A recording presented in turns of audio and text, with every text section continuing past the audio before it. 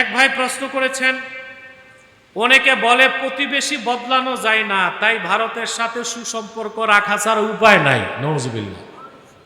প্রতিবেশী নাকি বদলানো যায় না। আচ্ছা ভাই, আপনার প্রতিবেশী যদি খুব খারাপ হয় তখন কি করেন? আপনার এলাকাবাসী মিলে ওরে খেদান, নয় নিজে বাড়িঘর বেচে জানগা। বদলানো তো যায়।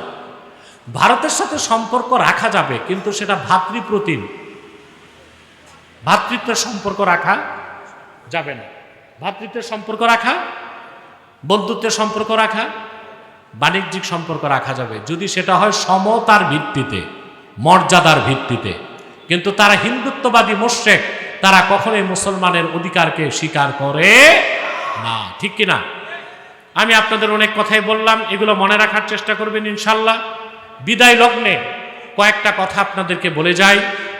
আপনারা এখানে বিভিন্ন দল ও মতের লোক আছেন না ভাই? কথা বলে না? আছেন?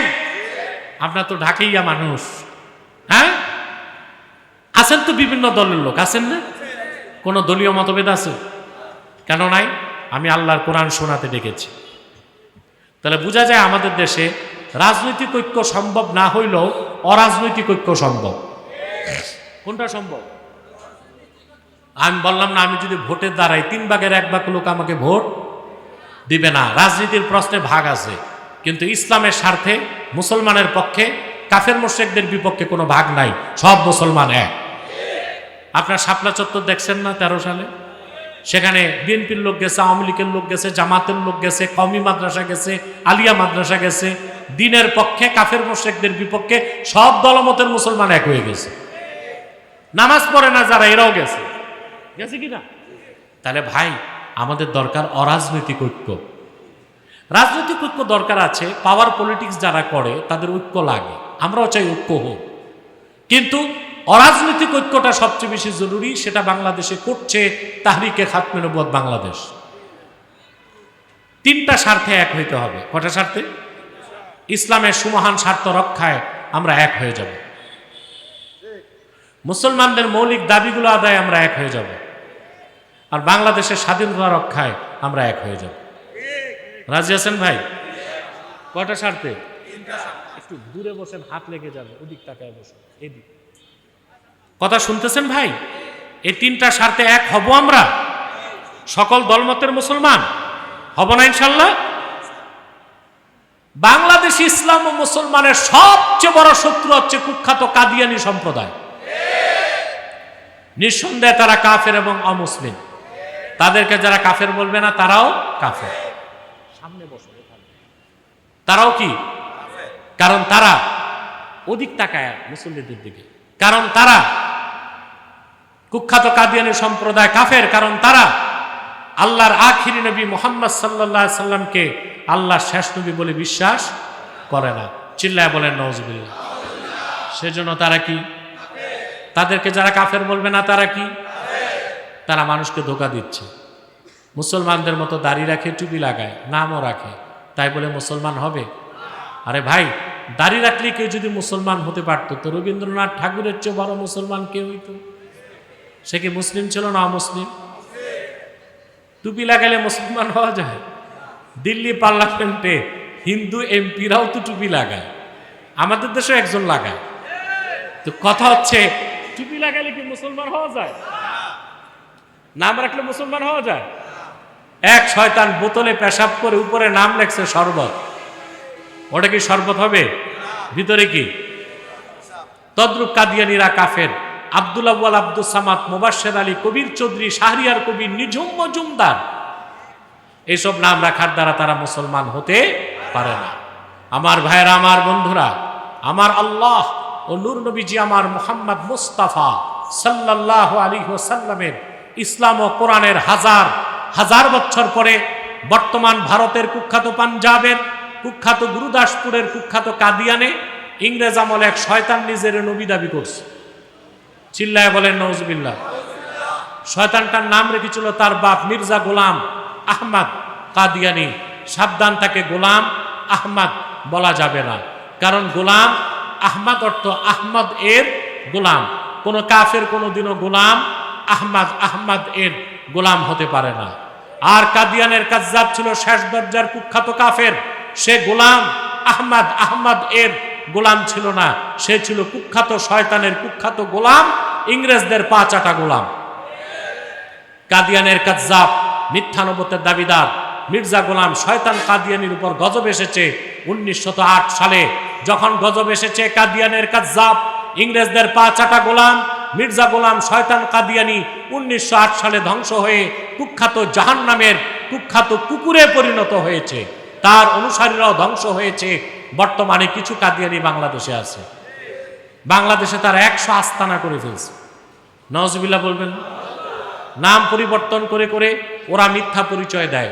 কখনো নিজেদের পরিচয় দেয় আহমদি জামাত, কখনো বলে আহমদিয়া জামাত, কখনো বলে আহমদি সম্প্রদায়, কখনো বলে আহমদিয়া সম্প্রদায়, কখনো বলে আহমদি মুসলিম জামাত, কখনো বলে আহমদিয়া মুসলিম জামাত। সাবধান, যত কাদিয়ানি ছিল আছে থাকবে, তারা কেউ আহমদি জামাত নয়, আহমদিয়া জামাত নয়, আহমদি সম্প্রদায় নয়, আহমদিয়া সম্প্রদায় নয়, আহমদি মুসলিম জামাত নয়, আহমদিয়া মুসলিম জামাত নয়, তারা শয়তানি জামাত, কুখ্যাত জাহান্নামের কুখ্যাত কুকুরের দল। আমাদের সকল দলের একটাই দাবি, অনতিবিলম্বে স্বাধীন বাংলায় শয়তান কাদিয়ানীদেরকে রাষ্ট্রীয়ভাবে অমুসলিম ঘোষণা করতেই হবে, করতেই হবে, করতেই হবে। এই দাবি আদায় যদি জানমাল দিতে হয়, কারা কারা প্রস্তুত আছেন হাত তুলে দেখা।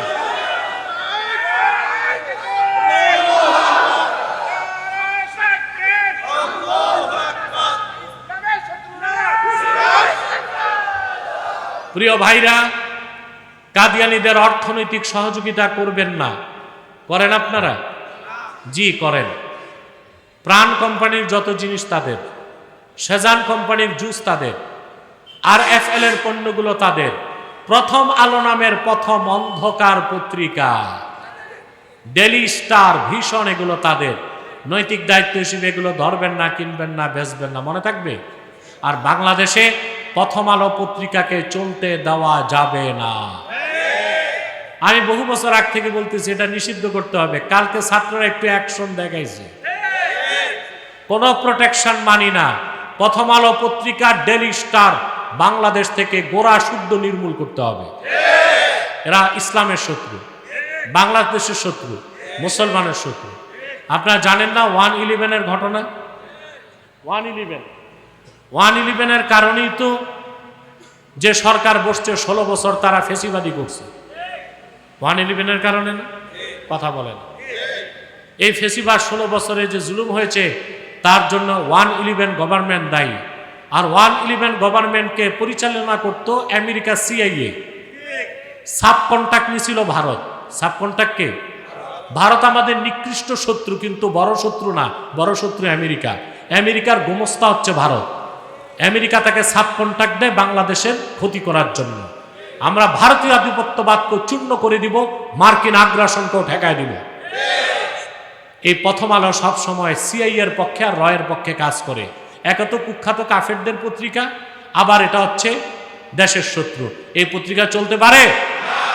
সরকারকে বলবো নিষিদ্ধ করতে হবে প্রথম আলোকে, ডেইলি স্টারকে। আপনারা ধরবেন না, কিনবেন না, বেচবেন না, মনে থাকবে। আরেকটি মতবাদ মাথাচাড়া দিছে বাংলাদেশে, হিজবুত তাওহীদ। এটা হিজবুত তাওহীদ না, হিজবুত শয়তান। এরা বলে নামাজ হচ্ছে ট্রেনিং, অজু ছাড়াও নামাজ হবে, অজুর সাথেও নামাজ হবে। ওরা বলে দাজ্জাল বলতে কিছু নাই, আমেরিকায় দাজ্জাল। নাউজুবিল্লাহ বলবেন না? তো দাজ্জাল বলতে কিছু না থাকলে ঈসা কেন নামবে? ঈসা যে নামবে অস্বীকার করা কুফর না? এটা তো বলতে পারে না। বলে দাজ্জালই তো নাই, তার মানে ঈসা নামার দরকার কি? নাউজুবিল্লাহ। দাজ্জালকে হত্যা করতে কে নামবে? নবী পরিচয় না, উম্মত পরিচয়। প্রিয় ভাইরা, এই হিজবুত তাওহীদ বলে দাজ্জাল বলতে কিছু নাই। তারপর তারা যুবকদেরকে হানি ট্র্যাপ দেয়। তারা বলে ছেলে মেয়ে যদি রাজি থাকে তাহলে বিয়ে ছাড়াও দৈহিক সম্পর্ক হতে পারে। এই হানি ট্র্যাপের মাধ্যমে ভার্সিটির যুবকদেরকে তারা ধ্বংস করতেছে। অতএব এদের কোনো প্রশ্রয় আপনারা এলাকায় দিবেন না। রাজি আছেন? আরেকটি অমুসলিম সম্প্রদায় আমাদের বাংলাদেশের স্বাধীনতায় হাত দিতে চাচ্ছে। এটা হচ্ছে খ্রিস্টান মিশনারি কর্তৃক পরিচালিত ছদ্মবেশী খ্রিস্টান দল ঈসাই জামাত। কি না? এরাও খ্রিস্টান। এরাও কি খ্রিস্টান? নিজেদেরকে ওরা মুসলমান বলে, বলে আমরাও মুসলমান, তবে ঈসার উম্মত মুসলমান। নাউজুবিল্লাহ। ঈসার উম্মত মুসলমান না খ্রিস্টান? 1978 সাল থেকে এই পর্যন্ত তারা 2.5 লক্ষ পরিবারকে খ্রিস্টান বানায় ফেলছে। তাদের টার্গেট হচ্ছে খ্রিস্টান সংখ্যা যখন বেড়ে যাবে, বাংলাদেশের একটা অঞ্চলকে স্বাধীন করে খ্রিস্টান রাষ্ট্র বানাবে। হতে দিবেন? নিজেরা মারামারি করলে হবে এটা, না এক হইতে হবে? এক হউন, ন্যাক হউন। ইসলামের স্বার্থে, দেশের স্বার্থে, ইসলামের মৌলিক দাবিগুলো আদায়ে ঐক্যবদ্ধ হয়ে যান মুসলমান। যদি এক হতে না পারেন, নিজেরাও ক্ষতিগ্রস্ত হবেন, দেশটাও হারাবেন। আল্লাহ আমাদেরকে তাহরিকে খাতমে নবুওয়াত বাংলাদেশের এই আহ্বানে সাড়া দেবার তৌফিক দান করুন। আসুন আমরা মুনাজাতের প্রস্তুতি নিচ্ছি। আমাদের কিতাবগুলো এখানে আছে, 2টা কিতাব আছে। অনেক রাত হয়ে গেছে, মানুষ তো ধৈর্যের সাথে বসে আছে, তো সমস্যা কি আপনার? বলতেছি আমার 2টা কিতাব আছে। নির্বাচিত তাফসির প্রথম খণ্ড সূরা ফাতিহার তাফসির, এটা নিয়ে যাবেন। নির্বাচিত তাফসির দ্বিতীয় খণ্ড সূরা ইখলাস ও সূরা ইনশিরাহ, 2টা সূরার তাফসির নিয়ে যাবেন। আমি 1-2 মিনিট ছাড়লাম, আপনারা বসেন। মুনাজাতের আগে মাওলানা কাউসার সাহেব কিছু বলবে মনে হয়। আপনি কিছু বলবেন পরিচালক? আচ্ছা বলেন। আসসালামু আলাইকুম ওয়া রাহমাতুল্লাহি ওয়া বারাকাতুহু। আজকে দীর্ঘ 10 বছর পরে আমরা হুজুরকে পেয়ে খুশি না বেজার? আমি প্রথমে হুজুর হায়াতের জন্য আমি দোয়া করছি, আল্লাহ পাক যেন